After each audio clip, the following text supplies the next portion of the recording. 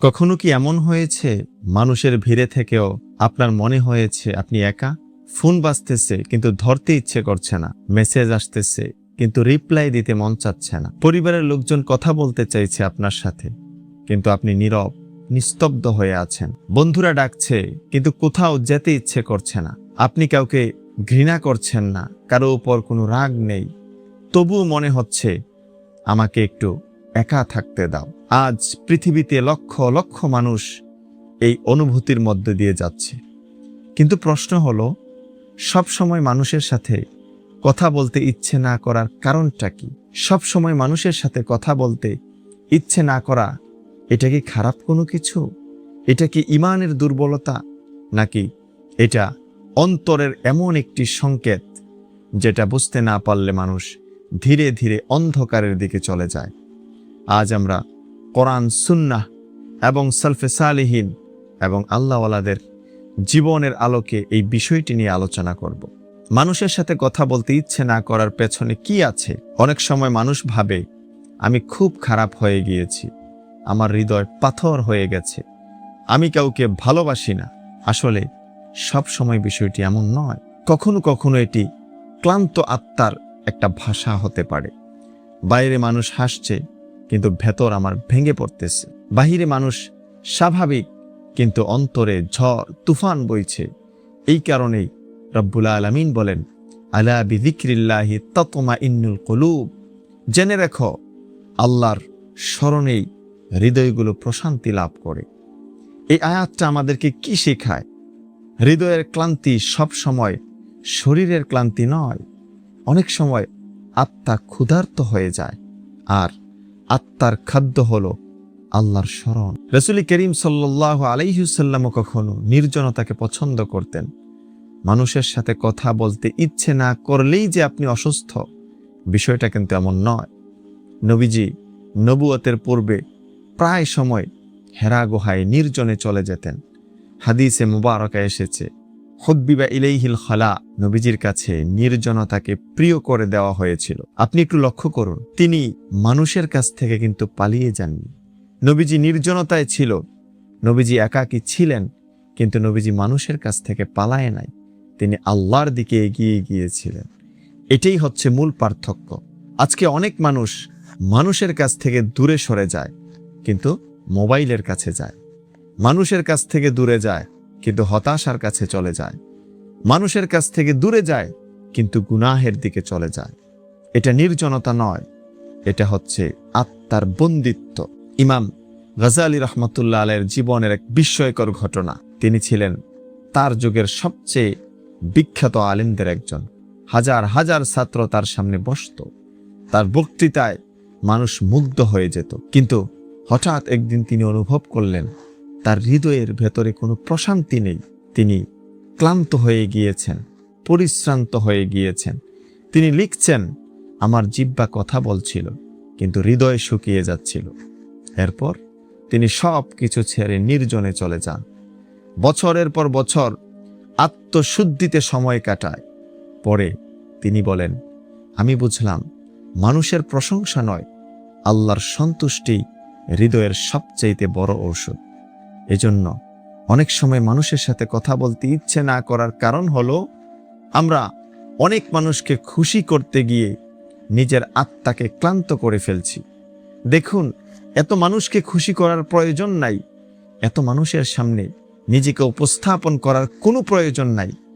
মানুষকে খুশি করতে গেলে একটা সময় আপনার আত্মা ক্লান্ত হয়ে যাবে এবং আপনি নিজেকে একাকিত্বের মধ্যে ডুবিয়ে ফেলবেন। শেখ সাদি রহমতুল্লাহ আলাইহি বলেছেন, যখন হৃদয় মানুষের অবজ্ঞায় আহত হয় তখন সে নির্জনতা খোঁজে। অনেক সময় আপনার কথা কেউ বুঝেনি, আপনার ভালোবাসার মূল্য কেউ দেয়নি, আপনার ত্যাগকে অবহেলা করেছে, ফলে আপনি ধীরে ধীরে মানুষের প্রতি আগ্রহ হারিয়ে ফেলেছেন। কিন্তু মনে রাখবেন, সব মানুষ একা নয়। কিছু মানুষের আচরণের কারণে পুরো পৃথিবীকে বিচার করা এটা অন্যায় হয়ে যাবে। আল্লামা রুমি বলেছেন, যে ক্ষত তোমাকে কাঁদায় সেই ক্ষত দিয়েই আলোর প্রবেশ ঘটে।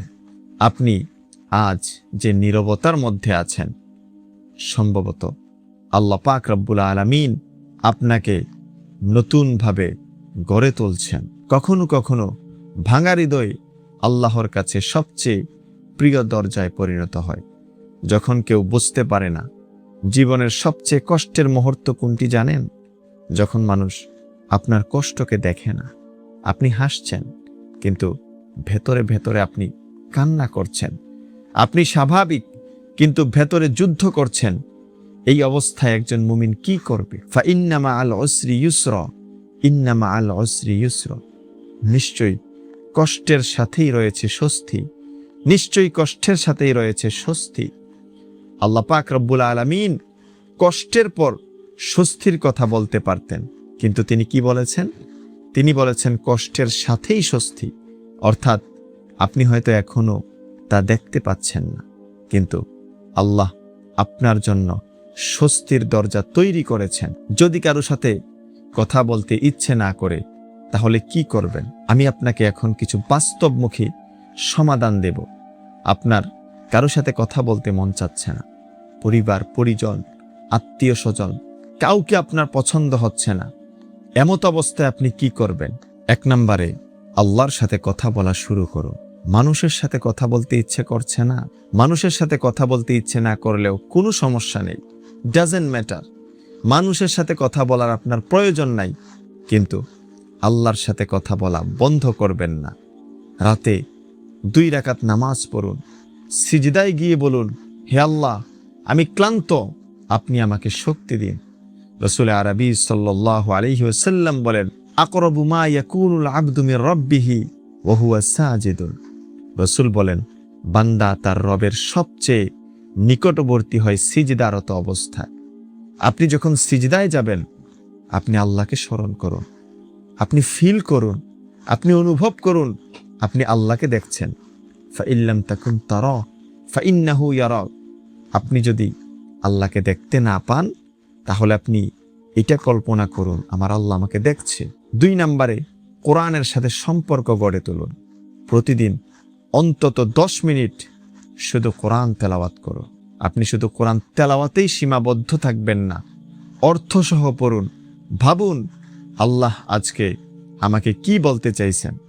অনেক সময় যে প্রশান্তি মানুষ দিতে পারে না, একটি আয়াত আমাদেরকে তা দিয়ে দেয়। আপনি কল্পনাও করতে পারবেন না, কোরআনে এমনও কথা লুকিয়ে আছে যে আয়াতের মাধ্যমে আপনার অন্তরের প্রশান্তি রয়েছে। রাসূলের একটা হাদিস আপনার জীবনকে পরিবর্তন করে দিতে পারে। আউলিয়া কেরামদের একটা বাণী আপনার জীবনকে অনেক সুন্দর করে সাজাতে পারে। 3 নম্বরে একা থাকুন, কিন্তু একাকিত্ব হবেন না। এটি খুবই গুরুত্বপূর্ণ। নির্জনতা এটা ভালো বিষয়, কিন্তু একাকিত্ব এটা বিপজ্জনক। নির্জনতা আপনাকে আল্লাহকে ডাকার একটা সুযোগ তৈরি করে দিবে, নির্জনতা আপনাকে আল্লাহর দিকে নিয়ে যাবে, আর একাকিত্ব আপনাকে হতাশার দিকে নিয়ে যাবে। এজন্য আপনি অবশ্যই অবশ্যই নির্জনতায় থাকবেন আল্লাহর জন্য। আপনি যদি আল্লাহকে না খোঁজেন, তাহলে আপনি কিন্তু হতাশা, ডিপ্রেশন, ফ্রাস্ট্রেশন, যত ধরনের অপরাধ আছে সব কাজের সাথে আপনি জড়িত হয়ে যাবেন। 4 নম্বরে একজন ভালো মানুষের সাথে কথা বলুন।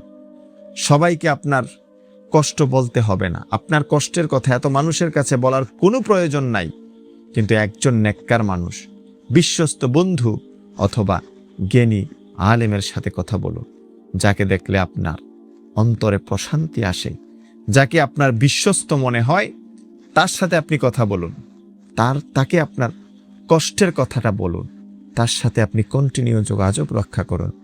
তাহলে দেখবেন আল্লাহ তাআলা আপনার একাকিত্বটাকে দূর করে আপনার হৃদয়ের মধ্যে প্রশান্তি এনে দিবে। বন্ধুরা আমার, 5 নম্বরে মানুষের উপকার করা শুরু করুন। আশ্চর্যজনকভাবে অনেক দুঃখের চিকিৎসা নিজের মধ্যে নয়, অন্যের উপকারেই লুকিয়ে থাকে। একজন এতিমকে আপনি সাহায্য করুন, একজন অসহায়কে আপনি খাবার খাওয়ান, কাউকে হাসি উপহার দিন। আপনি আপনার আশেপাশে যারা অভাবগ্রস্ত আছে তাদের সাথে আপনি সময় কাটান। তাদেরকে আপনি সময় দিন, তাহলে দেখবেন আপনার হৃদয়ের মধ্যে প্রশান্তি আসবে। এক ব্যক্তি একজন আল্লাহওয়ালার কাছে এসে বলল, হুজুর, কারো সাথে আমার কথা বলতে ইচ্ছে করে না। হুজুর জিজ্ঞেস করলেন, আল্লাহর সাথেও কি তোমার কথা বলতে ইচ্ছে করে না?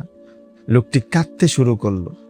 তিনি বললেন, মানুষের সাথে কথা বলতে ইচ্ছে না করার কোনো সমস্যা নেই, এটা কোনো প্রবলেম না, কিন্তু যদি আল্লাহর সাথে কথা বলতে ইচ্ছে না করে, এটাই হচ্ছে অনেক বড় সমস্যার একটা বিষয়।